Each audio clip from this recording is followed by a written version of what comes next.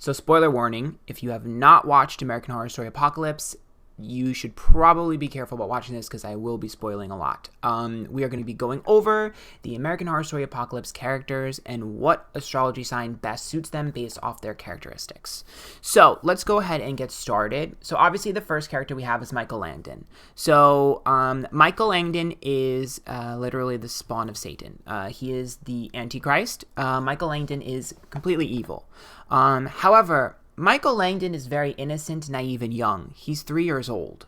So he's extremely young, innocent, has no idea what he's doing. He's very lost, and he's always looking for some form of direction. He needs help. He can't do anything on his own, and he's so almost pathetic that people don't even expect him to be the Antichrist in the beginning.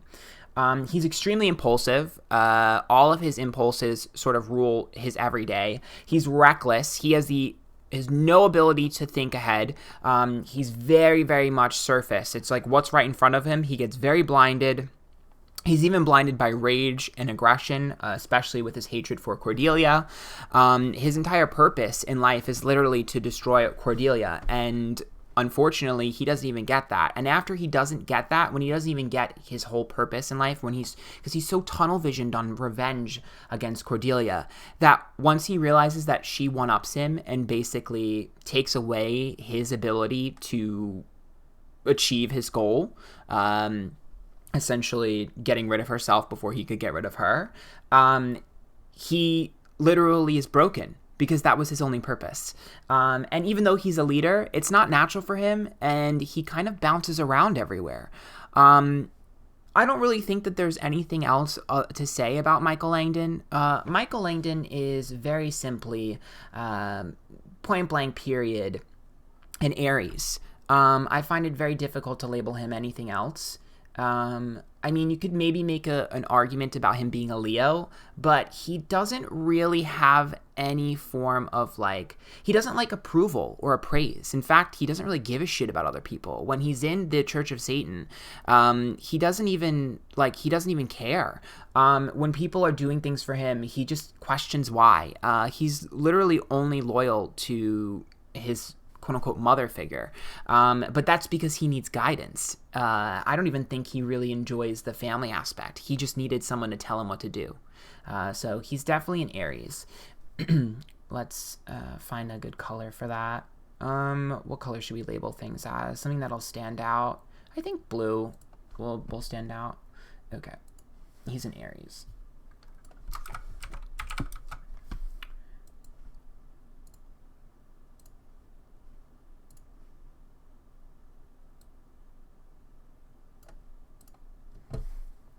Okay, moving on.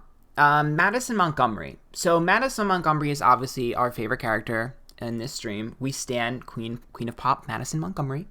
Madison Montgomery is bitchy, and she's mean. She's cold and heartless. She doesn't really give a fuck about anyone else. She's kind of someone who really is almost detached. But here's the thing. I'm not particularly certain that that's 100% the truth. Obviously, in this season, she has a complete redemption arc, and we realize that Madison Montgomery is very loyal. In fact, Madison Montgomery in Coven literally does things to protect Zoe sometimes.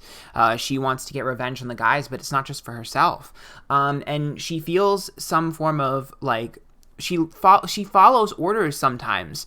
She almost respects her elders sometimes, even though she challenges them. If you're able to prove yourself to her as someone who is good-natured, she reluctantly goes along with things. She is overtly sensitive. In fact, I think the reason why she's so bitchy and mean is because she's expecting people to be rude to her and disrespectful. And when they're rude and disrespectful, she just goes right back at them. And I think it's almost like she's hurting people before they can hurt her because she's so sensitive. And I think that a lot of that stems from the fact that she is used to and sort of almost Stockholm syndromed into being that way. I think that her cold, heartless image is a facade. I don't think that's who she is. I actually think that she is probably one of the most loving people, but is so afraid and has been so broken that she can't show that. Because she's a queen bee and she's also an actress. And we understand that she loves to be bossy. She loves to be bossy and and she's someone who doesn't mind kind of doing what she wants to do, but it's not as selfish as it first seems. Like, it's almost like it's a surface level selfishness, but deep down inside, there's a secondary meaning for everything that she does. She doesn't want you to see that she has a heart of gold. I think that she is someone who, think of like the hooker with a heart of gold type mentality. I think she is a tough bitch with a heart of gold. To me, there's a very good argument to make for her being a Gemini. However, I believe that because she is so obsessed with image and a lot of superficial stuff, and because we saw in this season her be very loyal, and also because we see her very much drawn towards, the art and things like art forms and things like that, on top of her following a lot of orders, and she even respected a lot of things. To me, she's a Leo. I really have a hard time, thinking anything other than Leo. I mean, her working retail was her worst nightmare, and that's like a bad image, and the worst thing she could ever have is a bad image. She didn't want people to see her like that all the time. She was ashamed. Those are things that are usually oriented with Leos. So I believe that she is a Leo, but there is a huge argument to be made for her to potentially be a Gemini. I am down with an argument if someone can form one, but to me, she is definitely a Leo. Now, Cordelia Goode. Now, Cordelia is an interesting character because she has a huge change in who she is in Coven to Apocalypse. Now, in Apocalypse, she's a nurturer and a protector. Her girls are her everything. She's very nurturing, very much a motherly role. She wants to take care of literally everyone, and she is someone who will do anything to defend their honor. She's sensitive. She's emotional. She's responsible. She is someone who very much wants to lead, and she is a leader, but she leads by example. She's someone that will do absolutely anything for the good of everyone involved. And when she's with Papa Legba, and he asked if he could give her all his girls to save the rest of humanity, she immediately says no. There's no way she would ever do that because she's too family oriented. She's self-deprecating. She never believed in herself. She's always giving up. She never even thought that she could potentially be the Supreme. And those are all traits of Cancer. I mean, she's an obvious Cancer. There's literally no other way she could be anything but a Cancer. I mean, you could maybe make an argument for her being a Taurus. You could maybe make an argument for her being a Leo, but she's a fucking Cancer, and I said what I said. I don't know. To me, she's an obvious choice of Cancer. Now, Myrtle Snow. Myrtle Snow is an icon of her generation, for sure. She's quirky and whimsical. She's definitely different. She marches to the beat of her own drum. She's very intelligent, but she's also extremely pretentious. She almost talks at people or above them, and she does think she's above people, especially when she sort of manipulates the fuck out of Venable and sort of fucks with her head so badly that she doesn't even think she's worthy of wearing her favorite color purple anymore, and she thus sort of creates grays and purples in the future in the bunker. Extremely fashionable, like I said, an icon, and she's very likable and well-respected. People love her. And in fact, she has a lot of friends. Pretty much everyone knows her. If you think about it, she always has a friend. Bubbles was her friend. This other person is her friend. She's a connector. She connects literally every character in the whole story. And she's extremely nurturing. The thing is I don't think nurturing is something that comes natural to her.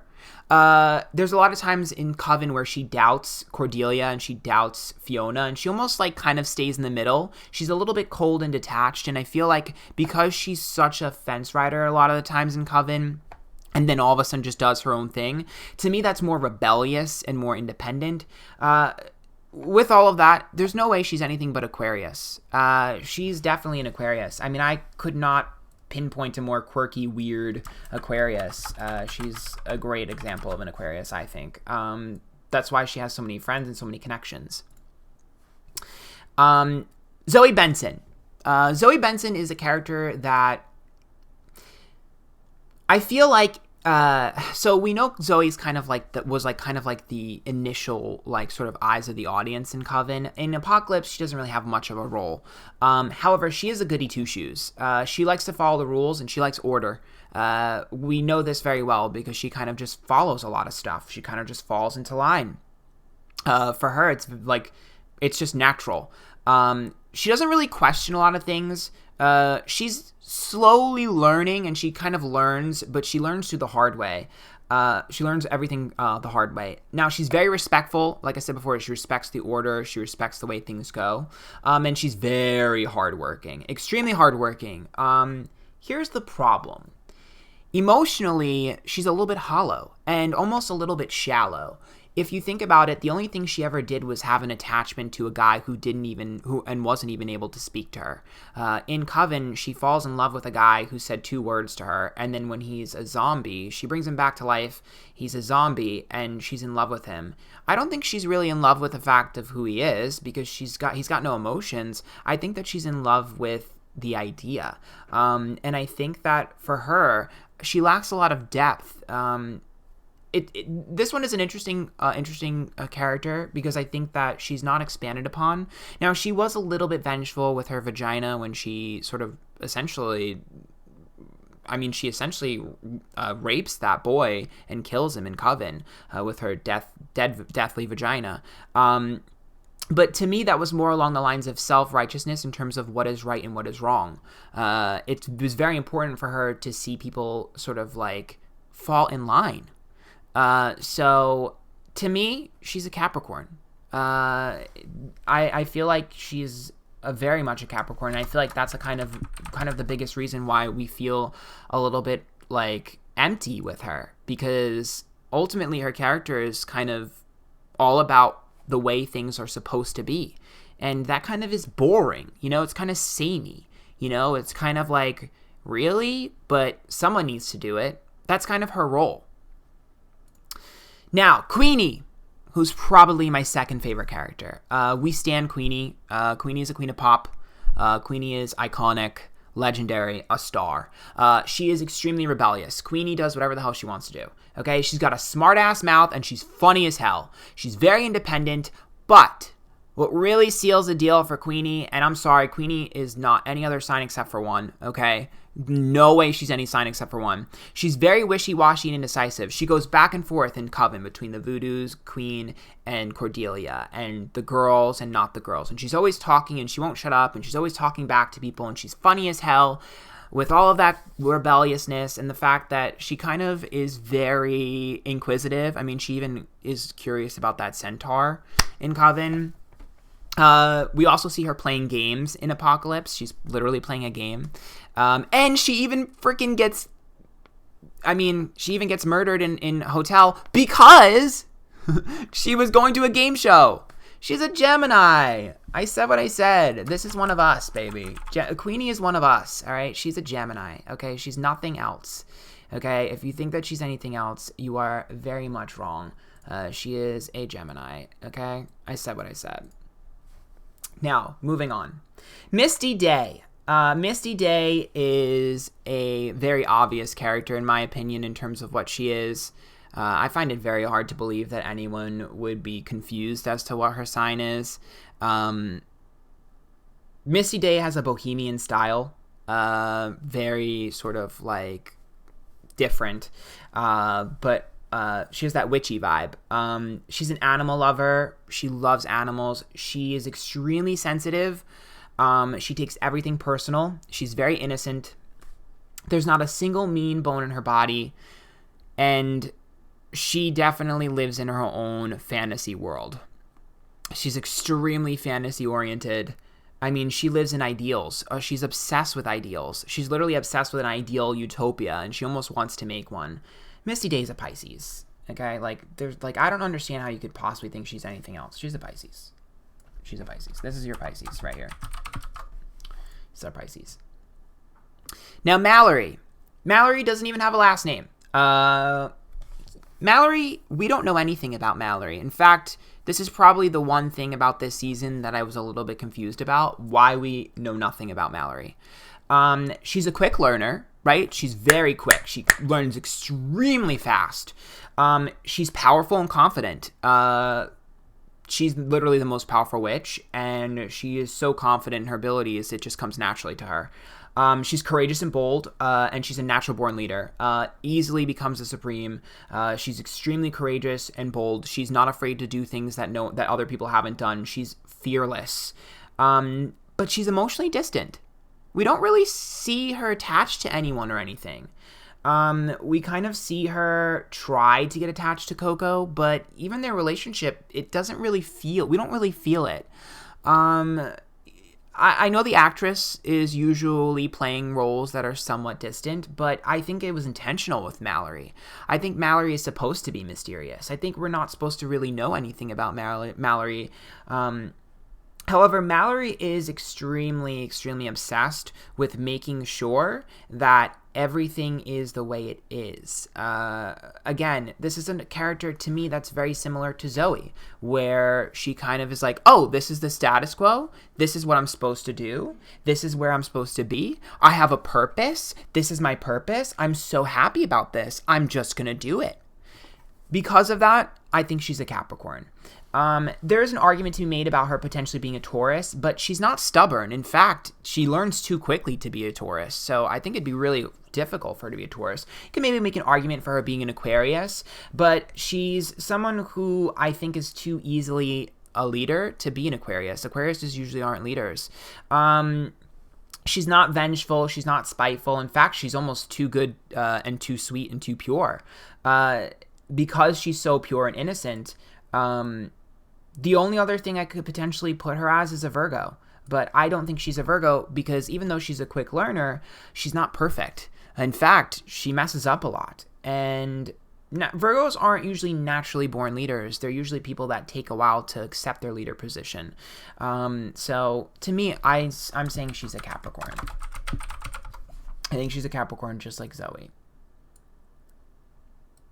I think that she's a high-functioning Capricorn, an extremely high-functioning Capricorn. Now, Coco Vanderbilt. Coco is...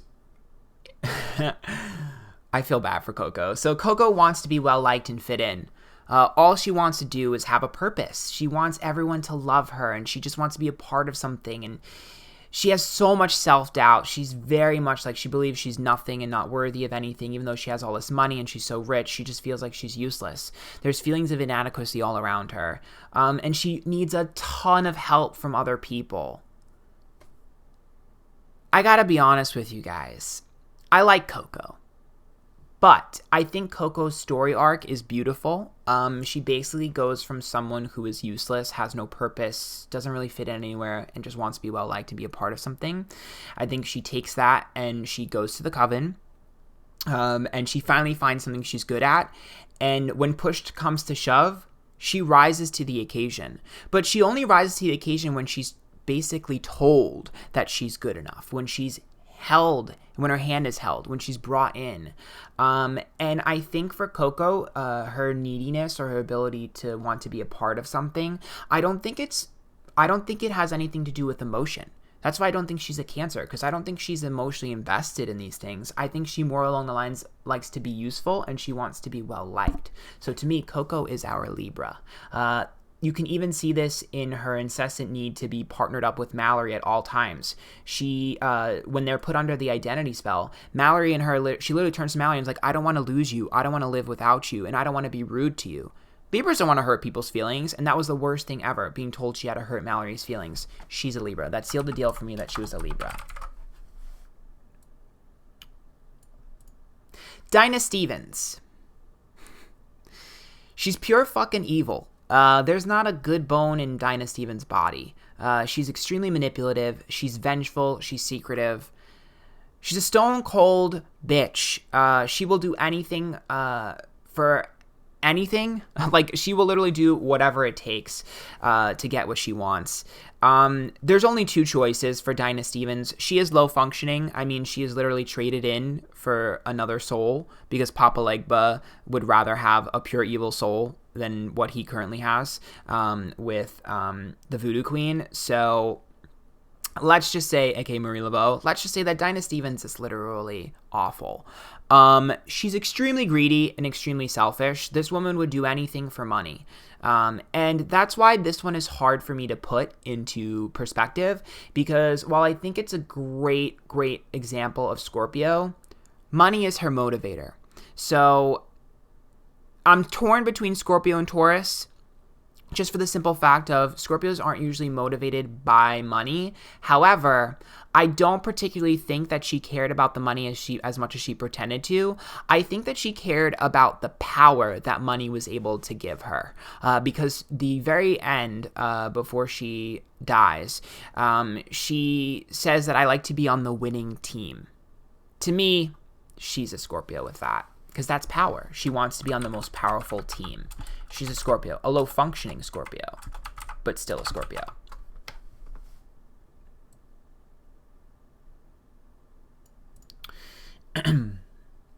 Moving on. Marie Laveau.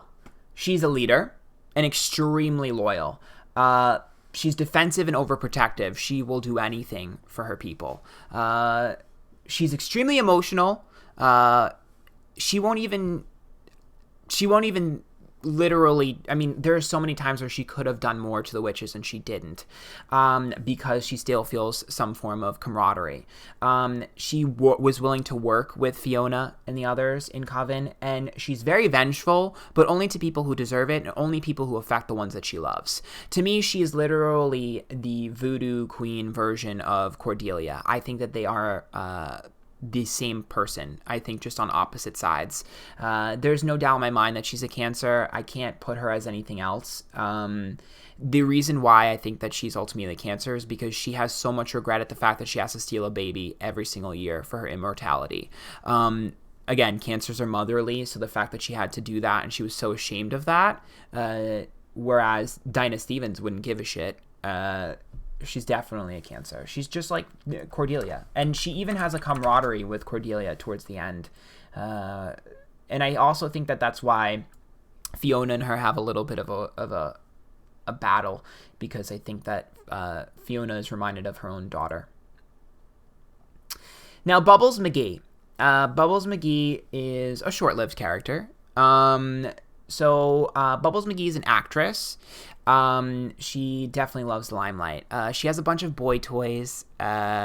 She definitely enjoys her men. The character is very sexually deviant. She's respectful and well-mannered. She's very well put together. And she's also extremely loyal to her girls. She definitely likes to be of use. To me, because she's so obsessed with the glitz and glamour, and she's very well put together, and she is superficial, she won't even talk about her age. That was the giveaway. She will not tell you what her age is. She's a Leo. Let's be honest. She's a Leo. Argument to be made for her being a Virgo, but she's a Leo. Definitely a Leo. Now, Miriam Mead. Miriam Mead is pure fucking evil. However, here's the thing. She's not a Scorpio because of her motivator. She's blinded by faith. She's fiercely devoted to a cause that she believes in, and she's a teacher. She's literally teaching Michael, and she teaches other people what to do. She's giving blueprints to other people. Those are the two selling points for her character. She's also unapologetically unafraid to be blunt and honest with what she feels, especially right before she dies. She doesn't care. Sagittarius. Sagittarius is definitely a faith-filled sign. A lot of Sagittarians are religious or, sort of believe in something. And they're always very, very philosophical, always questioning why they're natural-born teachers. She's a Sag, with her being blinded by faith and her being a teacher and so sort of like obsessed with this idea that she's a Sag. She's a Sagittarius. She's our Sagittarius. This is something that I guarantee nobody thought of when they looked at her, because if you look at her in a superficial way, you're like, oh, she's pure evil. She's manipulative and lies and just wants to do everything to get back at people. She's a Scorpio or some form of emotional, manipulator. She's a Sag. She's so obsessed with religion that she's blinded by it, and she's a sheep and doesn't even realize it. She's a Sag. All right, Wilhemina Venable. I actually like this character. I liked I liked how we got to see her sort of evolve. She's orderly and precise. She's very well spoken, articulate. She knows exactly what the fuck she's doing. She's very good at it, and she's not afraid at being a little bit bitchy if she knows she's right. She's shy. She doesn't like to show certain things. She likes to hide things. She's definitely a little bit more reserved and uptight, an extreme perfectionist.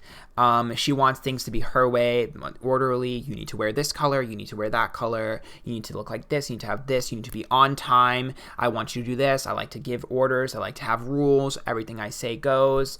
To me, she's an obvious Virgo. I mean, I couldn't really think of another sign for her. I think if you don't think that she's a Virgo, then you're sadly mistaken. This is literally a Virgo. This is how they are. She was even of service. She was even a character that was of service of people. So, I mean, there's no way she's anything but. Especially to the nerds. She's literally a worker. So, Evie Gallant. So, as we start to move on, obviously certain characters aren't as prominent, but there's a lot of characters in the show.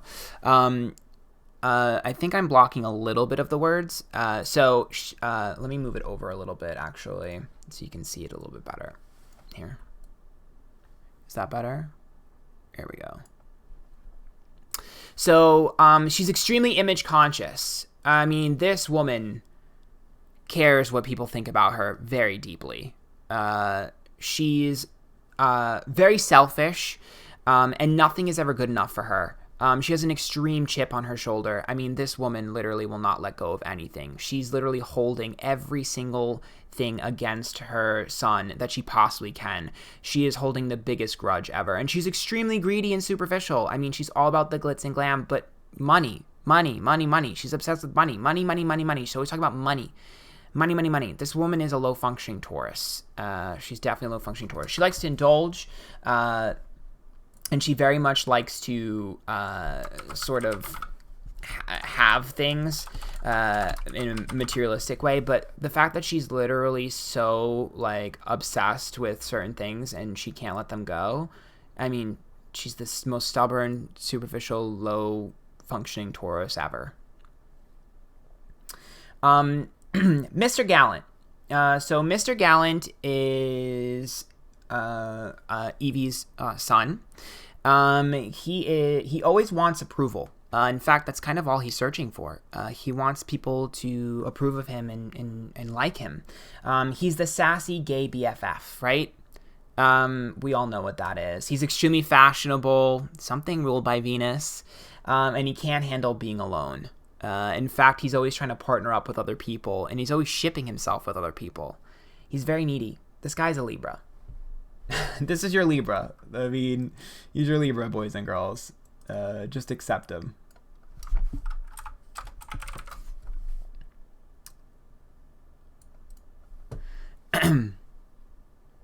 Emily. Emily is an activist, and she's very feisty and passionate. She cares very deeply about other people, humanity, which is why she becomes an activist, but she's mysterious. We know nothing about Emily. In fact, we don't even know if she has the same DNA that Timothy has. We have no idea. We don't know anything about Emily. She's the one character we know zero about. All we know is that she's in the same place as everyone else. In my opinion, her passion is a facade. I do not believe that her passion is legitimate. I believe that she wants so badly to better people that her passion is a smokescreen. The mysterious part of her is exactly why I feel that way. We don't know enough about her, and she's hiding something. I believe that her activism is maybe a little bit more sort of calculated. Because the fact that she's so mysterious, and the fact that I think that her passion for activism is a motivator for what she is or what she does or that we don't know. I'm putting her as a Pisces for now, but she is a character that I'm sure when we learn more about her, because I doubt it's an if. I'm sure we'll eventually learn more about her. We'll be able to know more about her, but I mean, we'll be able to kind of figure out like more traits. But to me, from what we've seen, she's just a Pisces, an activist Pisces, a social justice warrior. I mean, that's essentially what they showed us of her. So really all we saw was Pisces behavior. Timothy Campbell. If you guys like this picture, there's a reason why I put this picture. Only real Antphrodite fans will know why I put this picture. Hashtag masquerade fetish. He's definitely the only attractive person in this whole series, in my opinion. So there's that. He's very intelligent and super hardworking. The guy literally gets into his like amazing school. He is very much like he's worked his whole life for it. He's very well mannered. He's very well put together. He doesn't like to show that he's vulnerable at all.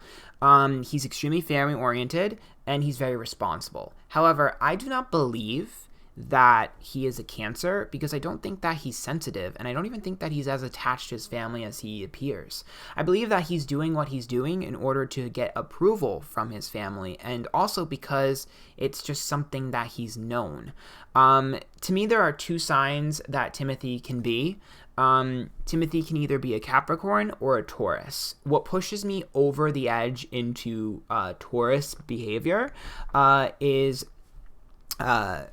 he kind of is very, very, very much reliable and extremely loyal. I mean, he literally is like tunnel visioned on Emily. And he is so hardworking, but I'm not quite certain that he's doing it for power. I don't really think he's doing it to be the best. I think he's doing it because he feels like he can sort of tangibly provide for others, and again, not in a nurturing way, but in a responsible way in terms of like money, not status. So again, he's very close to Capricorn. You could call him a Capricorn. To me, he is a Taurus. I believe that he is a Taurus. Another character that we don't know much about, but I mean, he ends up being a very stubborn person at the end, which was really sold it to me. I mean, he literally dismisses everything that Emily says at the end with the baby. He literally just goes, oh, it's not this. Oh, it's not this. He's kind of a little dumb too. Like, even though he's super intelligent, like in terms of like getting into his favorite school, with like practical things, he's like a little bit stupid, a little bit naive, because he's like, oh, it's really hot. We got to fix that. Oh, the birds are going everywhere. Unless he's purposely playing dumb. Still, I'm going with Taurus. Again, these two characters, we don't have much on them. John Henry Moore. He is extremely perceptive. This guy literally predicts that there's a problem immediately with Michael Langdon when he's with the Warlocks. He knows instantly.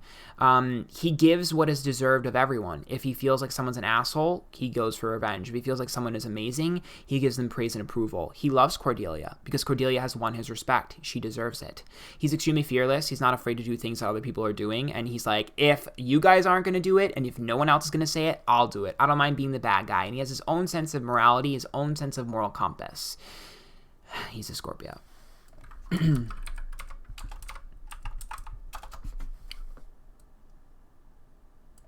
The perceptiveness is what gives it away, especially with him wanting to see people get what they deserve. Even the vengefulness that he ends up having. He gets revenge. Now, behold, Chablis. I don't know how to say his last name. This character, not my favorite character. The actor, I don't think really did the best. To me, it was almost like too campy. It was a little bit like it kind of took me out of the thing. I think he maybe should have like kept it a little bit more realistic. He's sassy and charismatic. He's always got a bunch of quips. He's a flip-flopper. The guy goes from warlocks to witches to warlocks to witches to believing Henry to not believing Henry. He can't make a decision. And he has a need to see things for himself. If he doesn't see it himself, he doesn't believe it.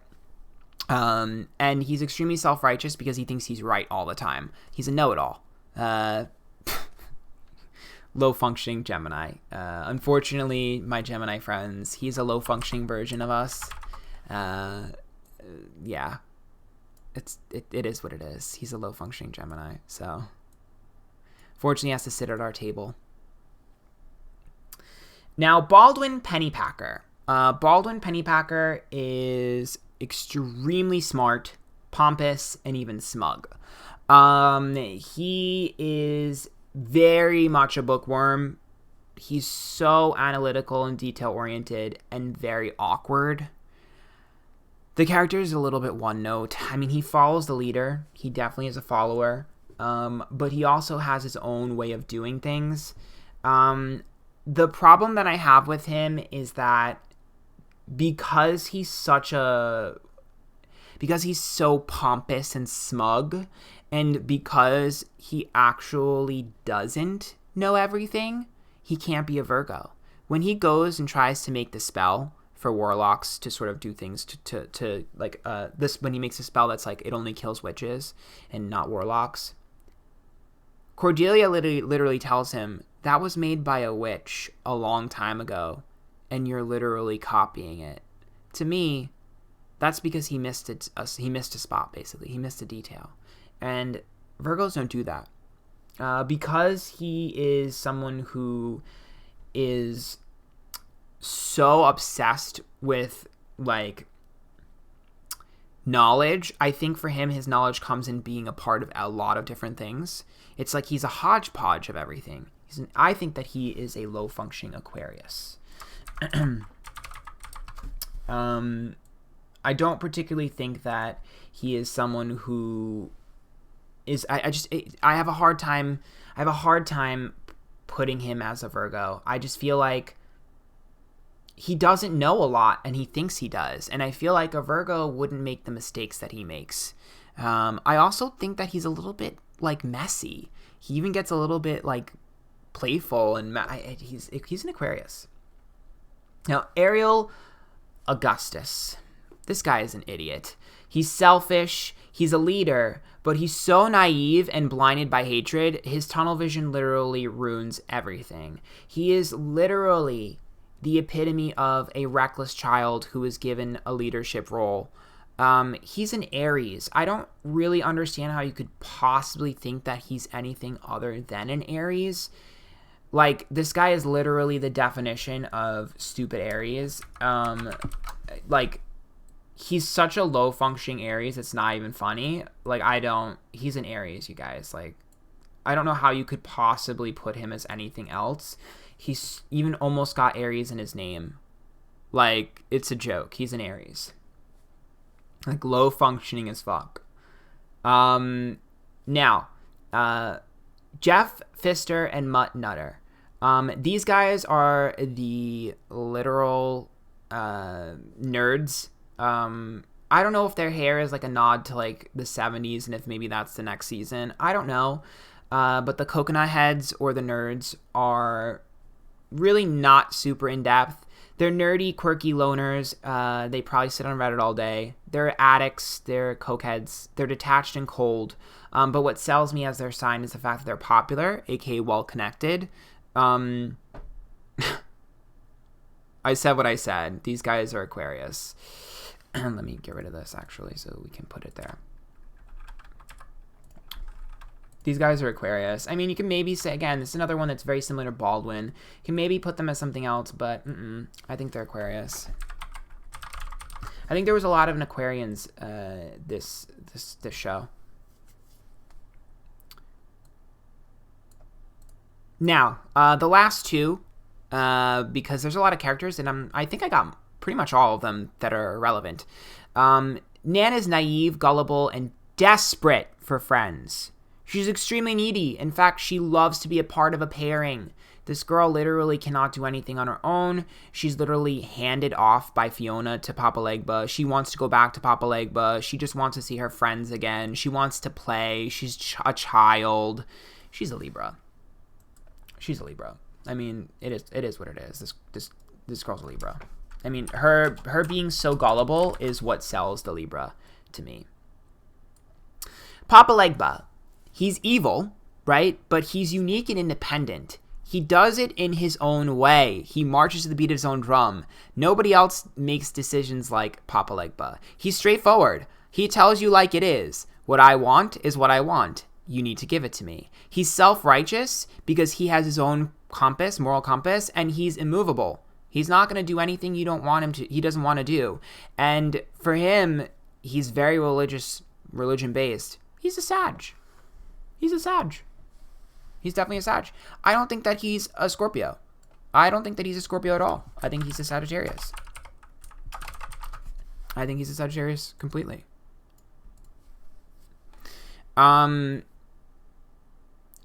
Overall, let's see here. We have Michael Langdon as an Aries, Madison Montgomery as a Leo, Cordelia Goode as a Cancer, Myrtle Snow as an Aquarius, Zoe Benson as a Capricorn, Queenie as a Gemini, Misty Day as a Pisces, Mallory as a Capricorn, Coco Vanderbilt as a Libra, Dinah Stevens as a Scorpio, Marie Laveau as a Cancer, Bubbles McGee as a Leo, Miriam Mead as a Sagittarius, Wilhemina Venable as a Virgo, Evie Gallant as a Taurus, Mr. Gallant as a Libra, Emily as a Pisces, Timothy as a Taurus, John Henry Moore as a Scorpio, Behold Chablis as a Gemini, Baldwin Pennypacker as an Aquarius, Ariel Augustus as an Aries, Jeff Pfister and Mutt as Aquarians, and Nan and Papa Legba are Libra and Sagittarius. That is what I feel. I think we pretty much got every sign, at least one of every sign. And I think overall that there's a few that you could probably argue maybe something else, but if you guys have opinions, I'd love to hear them, and I am definitely open for discussion.